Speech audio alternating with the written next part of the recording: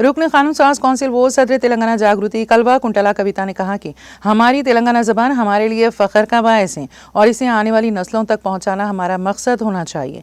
हैदराबाद में अपनी रिहाइशगाह पर हरीदार चायता संगम हरीदा मुसन्नफ़ीन की अंजुमन के ज़ेर एहतमाम मुनक़्क़द होने वाले तेलंगाना ज़बान में शायरी और कहानियों के मुकाबलों के पोस्टर की नक़ाब कुशाई के मौके पर उन्होंने ये बात कही। इस मौके पर MLC कविता ने कहा कि तेलंगाना ज़बान में लिखी जाने वाली शायरी और कहानियों के ज़रिए मादूम होती तेलंगाना के मुनफरिद अल्फाज, मुहावरे और लोक इजहार बयान दोबारा उभर कर आएंगे और तेलंगाना की शिनाख्त मज़ीद मुस्तहकम होगी। उन्होंने इस बात पर जोर दिया है कि आलमी सतह पर जहाँ कहीं भी तेलंगाना ज़बान बोलने और लिखने वाले मौजूद हैं, उनके लिए ये एक बेहतरीन मौका है।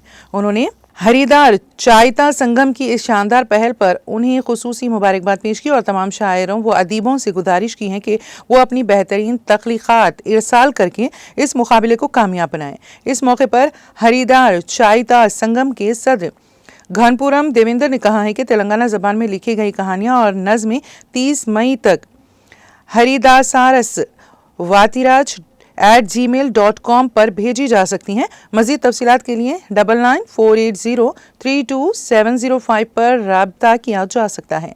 पोस्टर की नक़ाब कुशाई की इस तकरीब में हरीदार चायता संगम के तर्जुमान निराला सुधाकर, तेलंगाना जागृति के रियासती जनरल सेक्रेटरी नवीन आचारी, राम सुमर्तिक और दीगर ने शिरकत की।